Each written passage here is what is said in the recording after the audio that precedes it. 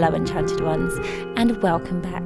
Today we are rejoicing in the first signs of spring with some witchy nostalgic DIYs, perfect for healing our inner child. So grab your first spring read of the year and something miniature and cute from the antique shop, and let's transform them together in the most whimsical, nostalgic ways. So sit back, relax, and keep on watching.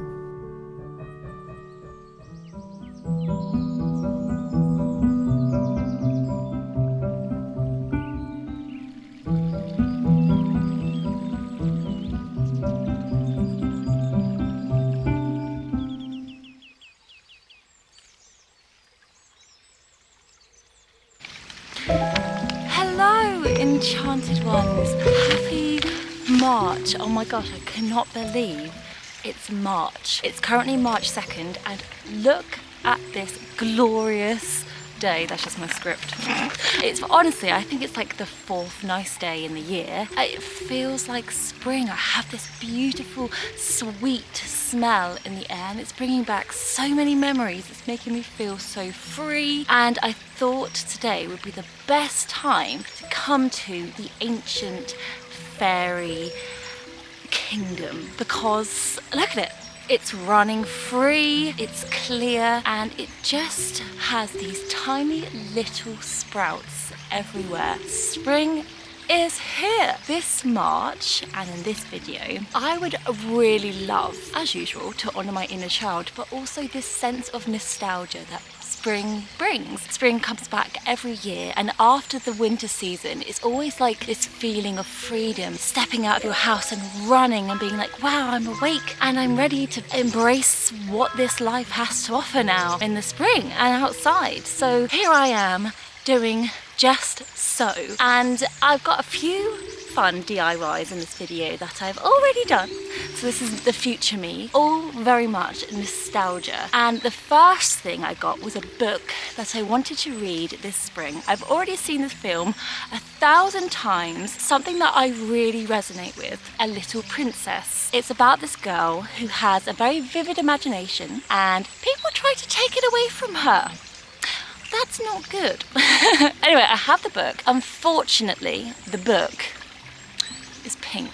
And I've had to, that sounds really silly, but as a child, something didn't fit my aesthetic. And this is when I was like 7 years old. I had to immediately change it. Otherwise, I wouldn't be interested in this object. But this book definitely needed a makeover, because if you've seen Little Princess before, oh my gosh, the aesthetic of that film is perfect. So I began, and I thought I would do a technique called what's it called?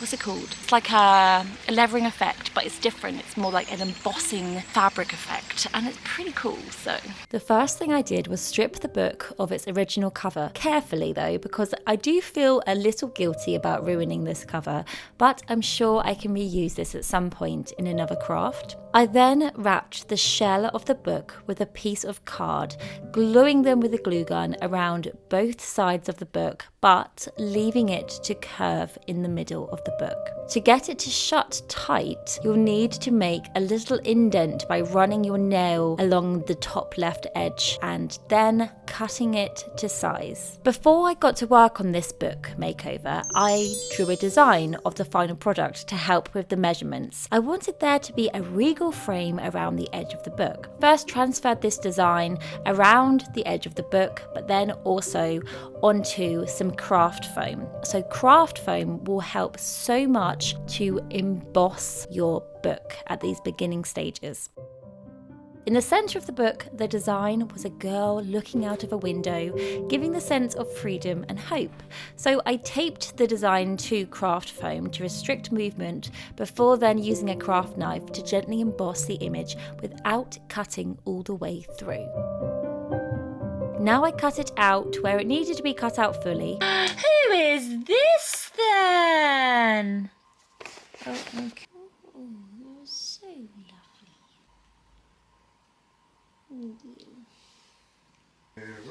What are you doing with that cardboard? Stop eating that cardboard, please. Very naughty.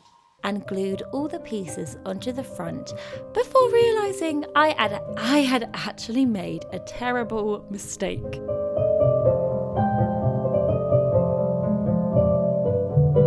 Oh no, I did it backwards.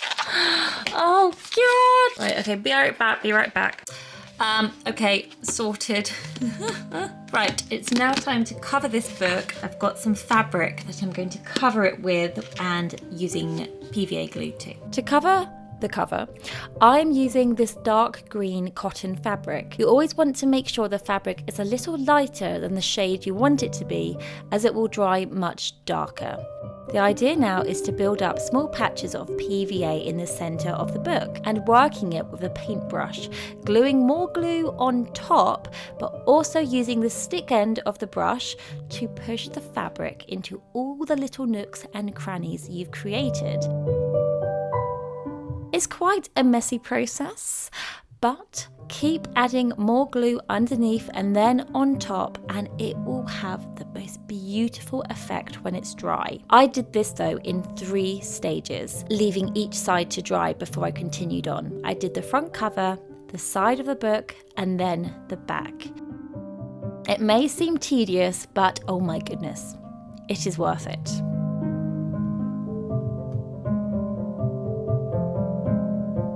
This is a regular occurrence now. Oh, Edgar.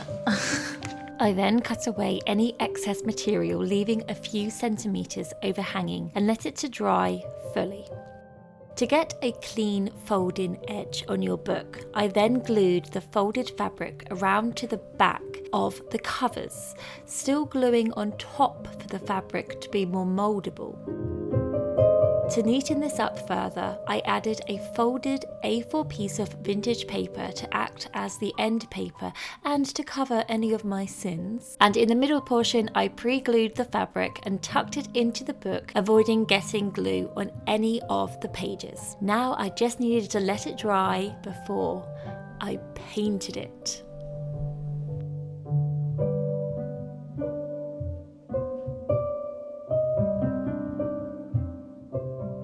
But before we go back into the woods, I wanted to give you a little update on our cat babies, Edgar and Echo, with a big thank you to the sponsor of this video, Catkin.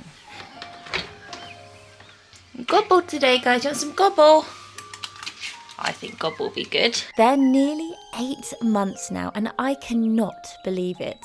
We switched them to Catkin a couple of months after bringing them home, and it was the best decision. When we first got them, we tried supermarket brands, and as they were growing, I was always a little suspicious as to whether the food was fueling their growth. And although they were okay, we had the occasional upset tummy, and the litter box was very dramatic, but I never felt fully confident about what was actually in their food.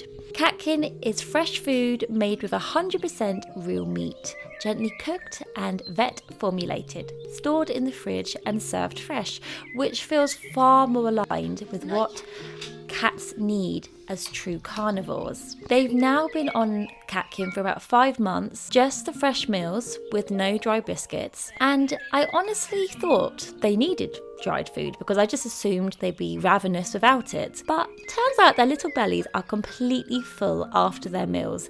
They're satisfied, not endlessly begging, which really surprised me because mixed feeding types of food is very common. But I'm so glad to know that Catkin is keeping them full and providing everything they need nutritionally.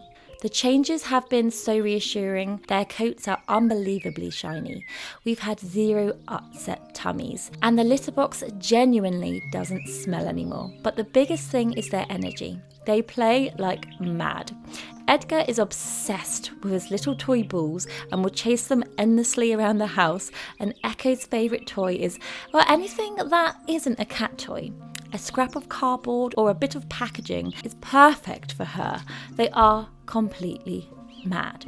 They just seem vibrant, and that gives me so much peace of mind, and I'm not squeamish handling the food, as it's just real food. If you're curious about trying fresh food, I genuinely recommend giving Catkin a go. You can use my code Alwyn50 for 50% off your first trial box. The link is in the description, pinned in the comments, and there's also a QR code on screen. Thank you, Catkin, for supporting our cozy little enchanted corner and for keeping my tiny house sprites happy and very well fed.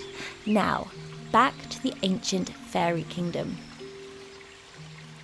So as we wait for the book to dry, let me show you around this place. As you can see, we're kind of like in a dip here. So there is a nice hill, difficult to climb down. I kind of slipped a little bit, but over there is the healing trail. I found this place one day by accident when I was finding a Yule log, actually. So this is almost like a winter-born stream here. In summer, it completely dries up. And it's just so full of life at the moment. This sounds. As we follow this path up, very precarious kind of path, it is just the way the river bends and twists around the black elders is so stunning. And black elders are highly associated with fairies. It is said that water fae love to live in a black elder because they survive in water, and the water makes them stronger, so they thrive when they're fully submerged. And if you happen to find one, look above, because there may be a little fairy looking down upon you. This is one of the waterfalls I love. They all have different sounds, and this one is just the loudest.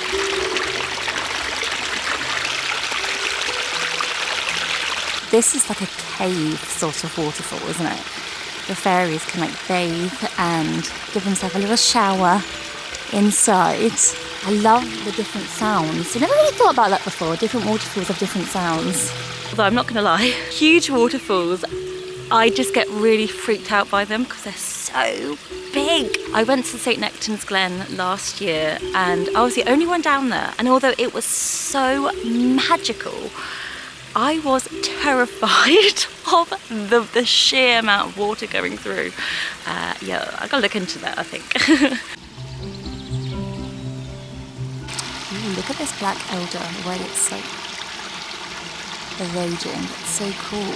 The three sisters, trees standing there kind of watching over. Look at their little faces. Can you see them? Or like little chihuahuas looking over me. Or kind of like an Edwardian sort of face, I think, going on here. Honeysuckle is really just miniature fairy dresses, aren't they? I've missed you. I've missed you, son. My friend, the sun. Seeing a fairy there. That's really cool. Like a little bend, like a little elbow. It's like, go on. Give them a nudge. I'm definitely seeing some sort of mystical dragonfly character there. You see what I mean? Wow. That is so real. How amazing. It looks like he's like in charge here. So once it was dry, I then got to work on painting the book, and I really wanted it to be whimsical and embossed, like something I would just immediately say, I love the cover of that book. I mean, I already know I love the story, let's face it, but I needed to love the cover just as much. I mean, I'm a classic situation of I will pick the books with the best cover, and that's just who I am, guys. I'm sorry. Just me, okay?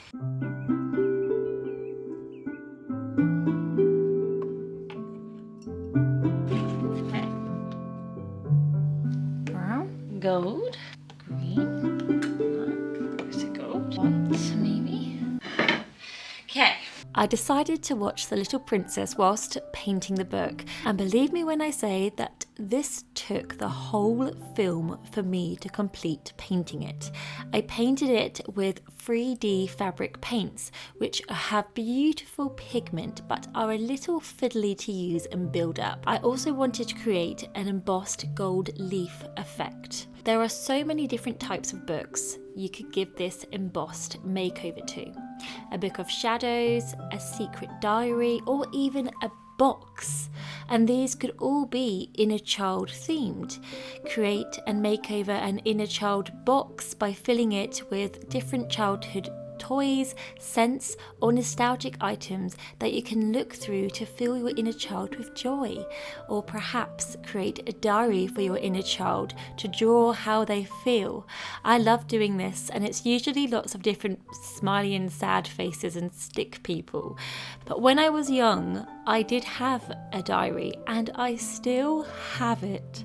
I honestly thought that I was in the Truman Show and everybody was watching me.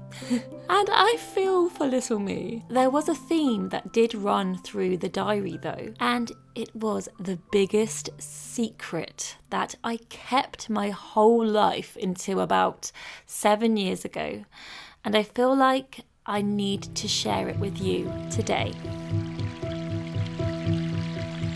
I want to say this because I know I've been quite truthful really recently about my life, and I want to tell you why I'm so creative and why I used to think of it as like a really negative part of me, because when I was a child, I was like the girl in A Little Princess. I was away in my imagination, and although that is a really good thing and it helped me like survive my childhood, it turned very unhealthy when I got older, and it turned into something called a maladaptive daydreaming.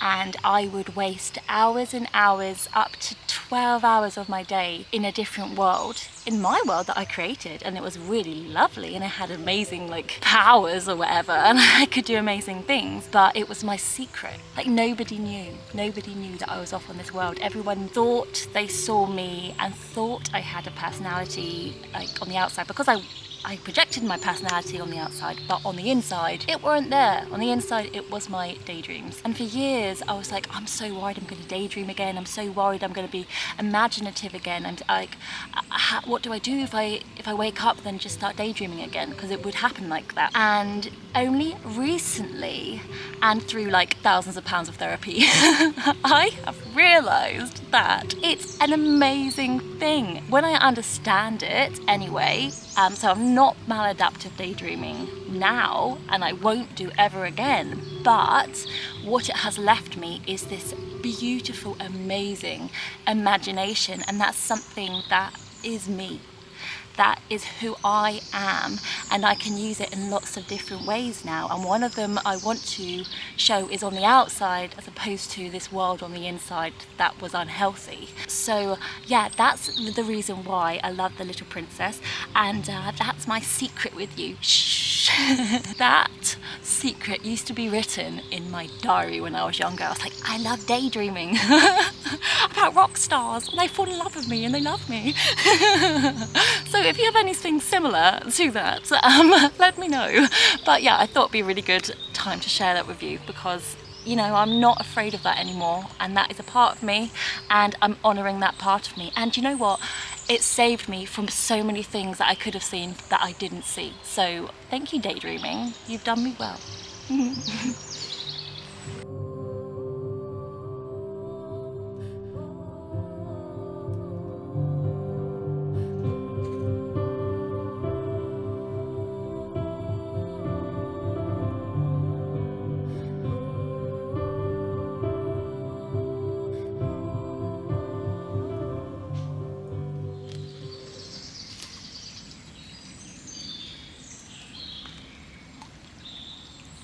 This moment of the moss shining through, and this is the reason why this place is called the Ancient Fairy Kingdom. Look at the way it highlights in the sun.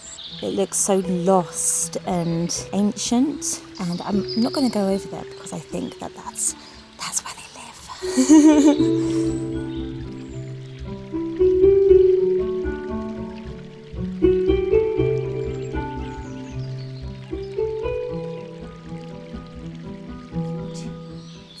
Oh my gosh, I can't believe a leaf is coming out. These are always the first ones to come out, actually. They're very, very tiny little stick things. But yeah, I love the little tiny pecks, shades, little pecks of green. I love that. Do you want to know something funny? Yesterday, I was on a walk with some of my friends, and they saw a duck, and I was like, duck! And they were all like, oh my gosh, what? I was like, no, it's a duck. They all ducked. Oh, it was the funniest thing ever. I was very dramatic, but I was very excited to see a duck. Whoa! Oh my gosh, vitamin D, please absorb into me. So I've got a fun little thing that we can do in the comments. Name something you used to have as a child, like a toy or something that you loved to do. Then we can all talk about it. And maybe we had all the same things. Like I love Playmobil houses. I love dolls' houses. That was my thing. I loved a doll's house. The other day, I bought something that I remembered. Oh my gosh, you know what? I'm getting hot here. I remembered this thing. I saw it and I was like, wow, I used to have that as a child. So, I mean, it was a little bit expensive, but I had to have it. I had to, for the sake of nostalgia. Nostalgia equals magic, guys. And you might have had it too.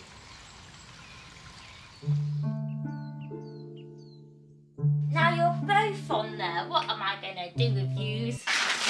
I actually had to restrain myself from opening this package. Okay.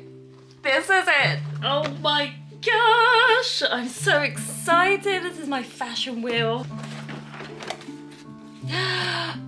Oh my god. Oh my god, it's actually massive. Yes. I forgot how I thought it was tiny. It's massive. Oh my goodness. So yeah, these are the outfits, and you can mix and match the outfits by moving this thing around here, and then mix and match the heads too. And then you can like move this too. Yeah, and this thing was to go back and forth, this weird thing here. Oh, this is so cute. I feel very excited about this. And now the babies have got a box to play with, so they're occupied. Oh my gosh, yes, I remember that one. And then the lady with the sun hat. Oh no, but I liked her best. It's weird because it's like, I don't remember, but I do remember at the same time. I remember the joy, just in general, like, being in the moment. It's not like I was thinking, wow, this is a great moment. I was just being. Got my paper like that. Go. Oh, so fun. Oh yeah. Oh, I'm such a talented drawer. She's cute, isn't she? Should we give her some texture? There we go. Cute. Let's do another one.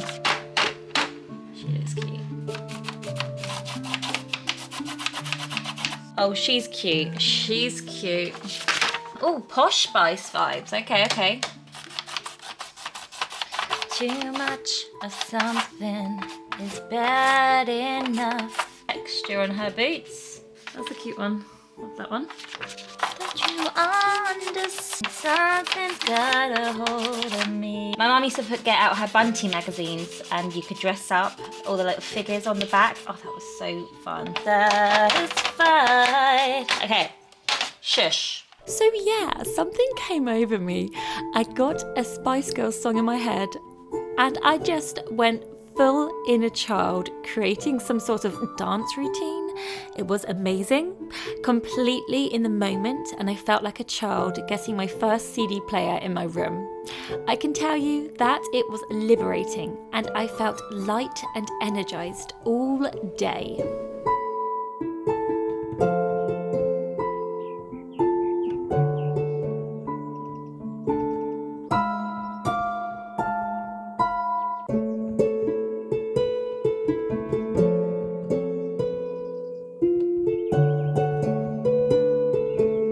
There they are. They don't look real, do they? That's funny. That was so much fun. I love that. The thing is, sometimes when your inner child comes out and is crying, you can't reason with them. There's no way of trying to talk to them and try to give them logic. You just need to give them love and something that they can find enjoyable to know that they're there, right? So doing something like this, bringing that nostalgia back, can really calm that inner child down and heal the inner child. So that's exactly what has happened here. Love them. The ladies. Fun. Echo, Pippi. You're such a good girl. What are you doing on there then? What are you doing on there?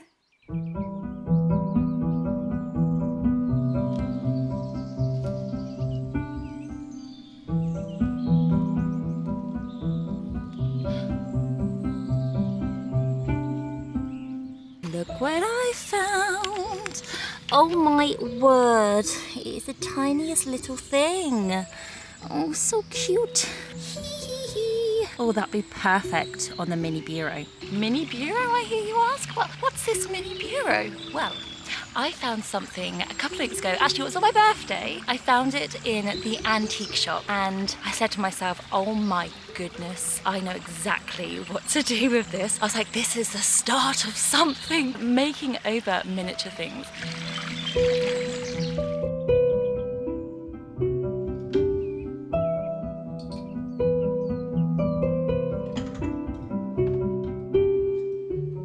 This is one of my favourite finds, and actually at the antique shop there's even more of these that were £10 each, and it's just so well made.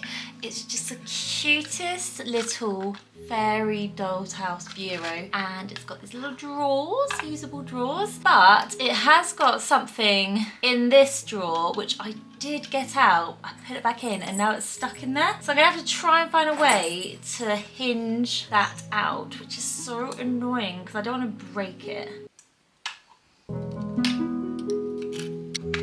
Yay! There is a cute little pen pot in here. How sweet! Okay, cool. I think these would look really cute lined with felt, don't you think? Anyway, I'm gonna turn this into a fairy altar, like mine, but miniature, fairy miniature. And it's not gonna be for the doll's house, it's gonna be actually to live here at the altar so I can put my mini finds on it. So that means future me is gonna have to gather some miniature fairy things to put on this. The first thing we're gonna do is sand this down.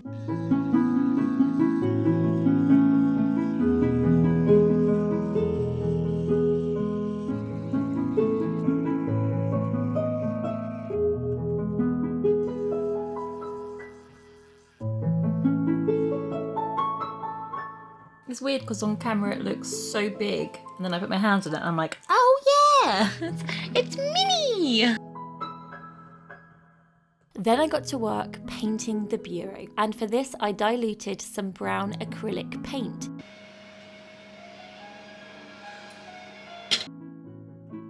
And dry brushed it on to create a deep aged mahogany wood just like that of my altar.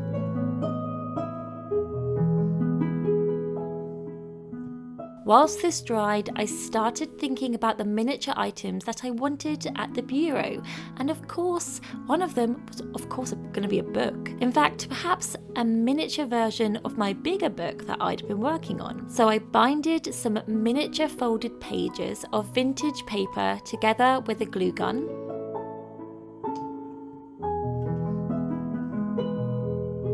And then drew around this onto a piece of textured craft paper.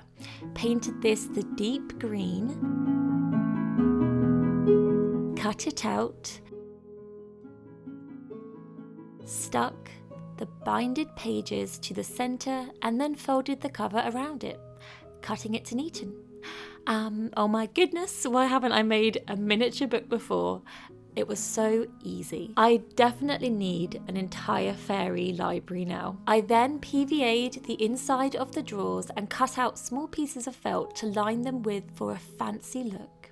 And I thought I'd glue a piece of felt on top of the bureau because I just felt so fancy at this point. So now the bureau is a little bit more complete. So I've made an extra book too actually, so I've got 2 books. Happy about that, so then they get their own version of this one. And then perhaps a little book of shadows for them. It's time now to focus on the polymer clay, and I want to create like a toadstool woodland scene somehow. Instead of putting the handles back on the drawers, I think I'm gonna make some toadstool pulls. So the fairies are gonna open the drawers with some toadstools that are lined with felt, and I think that gives a really nice touch. So I moulded and shaped the polymer clay after what seemed like destroying my hands trying to get it to warm up. I used a pointed clay tool to create a mossy texture on top of the clay, which I do change a little later on.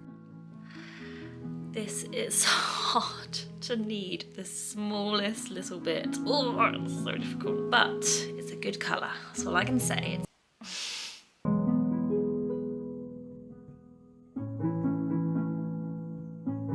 At this point, I realised how fun it actually was to work with polymer clay once you warm it up, and that I want to now create 1,000 toadstools all around my house too, so you'll see plenty of books and toadstools in miniature forms soon.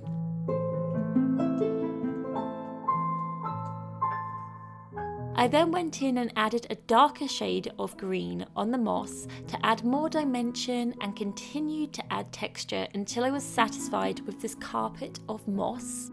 So I'm going to bake these on 120 degrees for 15 minutes. Here's my attempt at the turkey tail toadstool drawer handles. However, I rang Ben because I remembered he collects turkey tail. And I was thinking there must be some mini turkey tail in here. And there is, look at them, so cute. So these are all lovely and dry. So I thought about sticking them to the drawers like that really. That would be amazing. And maybe even putting like a little ladder up here. How fun would that be, using real toadstools on this little DIY?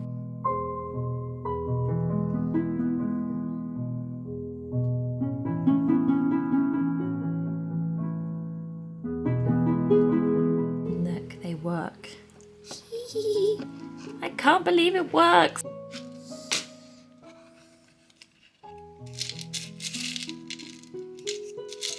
Okay, so I'm mixing up some fairy cement, which is fairy moss, 1 part, nutmeg, got a couple of pinches. I find it makes it like cement. It makes it so hard, the nutmeg, when it dries. And glue, PVA or, oh, no, never mind. All sorted now, all clean. And this is my fairy cement, mossy cement, which really does look good when it dries. Trust the process. I use the fairy mulch to cover any exposed like glue gun glue, but also it just makes so the great little dabs of moss here and there to make some things more cohesive together. Like this little felt square. I feel like it needed some moss around it to, you know, enhance the nature vibes on this, like make it look completely overgrown. But also there's like formality to it at the same time, you know. When out the oven, I then glued the moss to the bureau and glued the toadstools onto the moss, merging everything together with the fairy cement, and it was all coming together.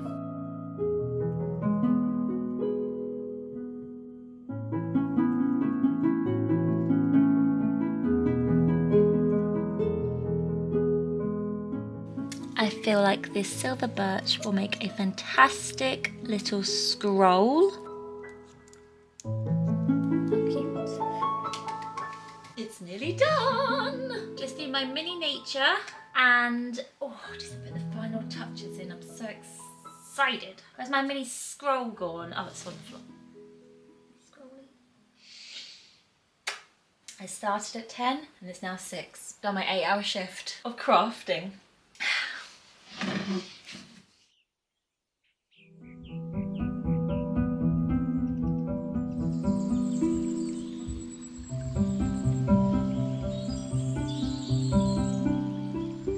Right, so it's time for the montage. Finding miniature things. These beautiful elder cones. Okay, only 2 want to come home with me, and that's fine by me. Moss and lichen together. Oh, miniature babies. Oh, goodness me. Keep seeing these little miniature lily pads everywhere. They're so cute. Cute.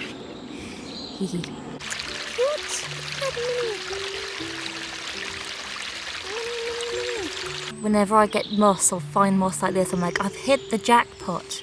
Just a tiny bit. Oh, well, they all need to come home with me then, okay? That's fine. They're really like miniature fairy ferns, aren't they, this moss? My goodness, wow, that looks so good on the bureau. Okay, so I got my miniature things and I'm so excited to go back, set up the fairy altar for an early Ostara, also share with you the reveal of everything. Let's go.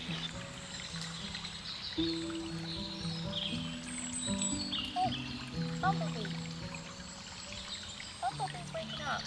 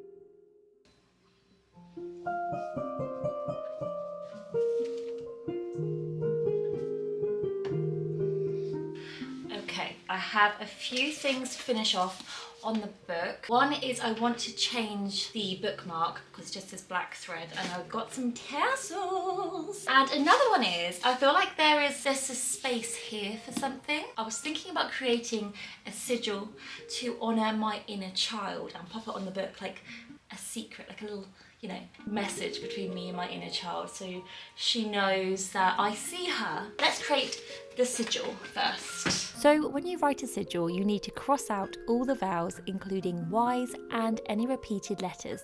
And well, that didn't leave me with much to work with. Oh, so it's just an S. It's just an S. Oh dear, okay, that's fine. That's fine, I can deal with an S. I can just remake it really fancy, like a really fancy little S. And that's cute because it's like, ooh, it's like we're merging together above and below. Oh, they're lovely. Okay, cool. Then also I'm feeling like there needs to be a third one there too. There we go. Disguised as a Celtic symbol trio. But that worked out. Oh, not too bad, right? Someone recently told me that there are only 3 people you need to please in your life, and that is your childhood self, your present self, and your future 80-year-old self. And that is what this secret Celtic knot sigil signifies to me now. The maiden, the mother, and the crone. Perfect. And now for this. Woo, my baby, my baby. Okay. So let's put everything into place. So this could be a cup, couldn't it? Of course, an elf cup. The book, I've opened the book to look like it's, you know, the pages are open, but I was thinking about putting a leaf in there to look like it's like been pressed. Beautiful. That is cute. Love that. The other book could just be on the top, couldn't it? Just like la-di-da. Hang on, I want to fill the drawers with a little bit of moss to make them look like, you know, they're spewing out. Look how easily that opened with the toadstool. Oh my word, that looks so cool. And there, me elder cone for the black elders to honour those. That can be what the feather goes in. That is darling. Oh, darling. Look at it, darling. Stunning. Okay, I am complete.